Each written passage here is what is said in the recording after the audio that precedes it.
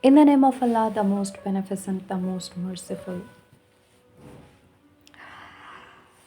There are many ways to say something to someone. Like you can say that time sure runs quickly when you are talking to someone, when you are saying that time is flying. So, do you think time is having feathers and time is flying with feathers? No, time has feet and it is running? No, not at all. Another expression. It's the beginning of the end for us, ain't it? What does it mean? As it is a beginning and it is end as well. How you can say that something is beginning and something is end at the same time? Okay, another expression. I'm all ears. I think a person has 2 ears. So, do you have all ears? What does it mean by? Another expression. As fast as an arrow. Do you run as fast as an arrow? Can anyone run as fast as an arrow? No, not at all. Another expression in front of you. You're talking me to death, Jane. What does it mean by? Means the person is talking and you are going to die because of his talk? No, not at all. It's only an expression.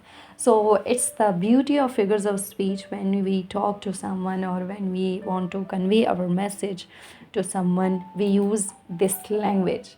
And language isn't just about saying things literally, it's about painting pictures with words, creating impact, and adding layers of meanings.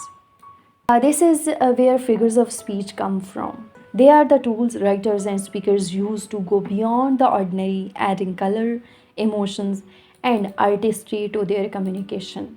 Let's explore this fascinating world. The definition of figures of speech is given in front of you. You can see. A figure of speech is a departure from the ordinary form of expression or the ordinary course of ideas in order to produce a greater effect.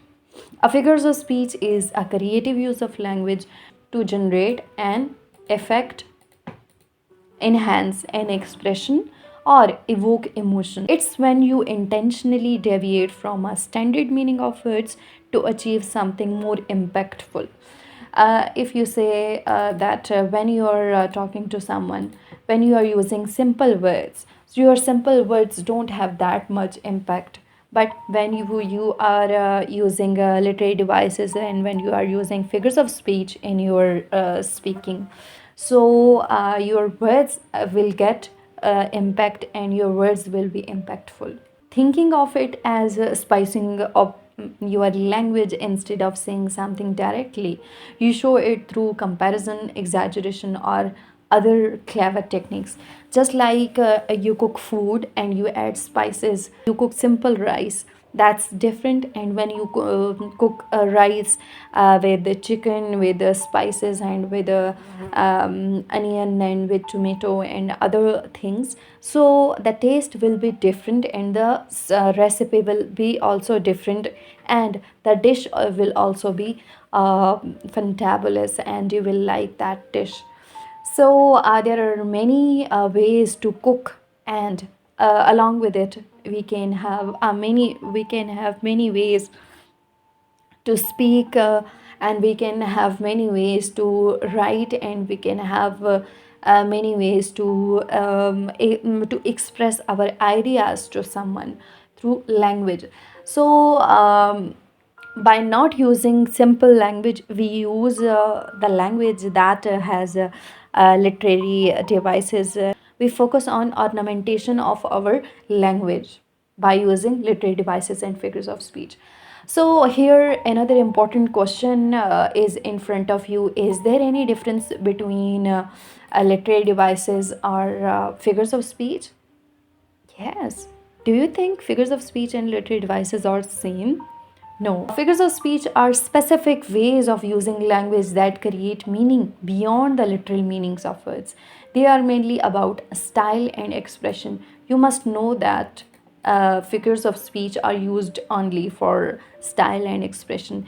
And the purpose of figures of speech is to make a language vivid, imaginative, and expressive. It also add emphasis or emotional impact when we are writing something. For example, in figures of speech, mainly figures of speech are simile, metaphor, personification, hyperbole, and alliteration. In simile, you compare two things by using like or as, just like brave as a lion. In metaphor, you have a direct comparison and you are not using like or as, just like you do in simile. In personification, we give human quality to non-living things, just like the wind whispered. So whispering is our quality, and whisper, we human beings whisper, but the writer is saying that wind is whispering. Hyperbole is an exaggeration in which we exaggerate something, like I have told you a million times. No one can speak something million times, but it's only an exaggeration, a way of exaggeration to say your words. Alliteration is a repetition of initial consonant sounds. For examples, she sells seashells. So she shells, she sells. So S is repeated here and sh sound is also repeated here. Sh, shells, she shells.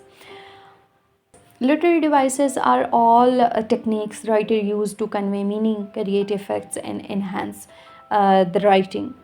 It develops themes, shapes structure, influence readers' emotions and understanding. For example, figures of speech are also used as literary devices, and as we discussed earlier, simile, metaphor, irony, etc. Symbolism is also used that creates another impact, and symbolism is an object represents an idea. Imagery is also used. For example, language that appeals five senses of the person, of the readers. Foreshadowing is also an example of figures of speech, means hinting at future events when you're writing something. Irony is also used, that means contrasting the expectations and reality. And flashback means interruption of chronological order. It means you are not writing in chronological order, you are interrupting your writing and you are going backwards. So the key difference is shown in a simple table here. You can have a look at this. The scope of figures of speech is really narrow, while on the other hand, the scope of literary devices is broad. Figures of speech focus on figurative and expressive language, while on the other hand, literary devices focus on all writing techniques. And the role of figures of speech is to enhance style and meaning, and while on the other hand, the role of literary devices is to enhance structure, meaning, and impact. So, figures of speech are part of literary devices, while on the other hand, literary devices include all figures of speech. Figures of speech may be classified as under those based on resemblance, such as simile, metaphor, personification, and apostrophe. Those based on contrast, like antithesis and epigram. Those basis on association, such as metonymy and synecdoche.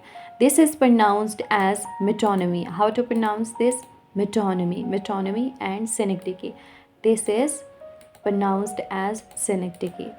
Those depending on construction, such as climax and anticlimax. So this was the classification of figures of speech.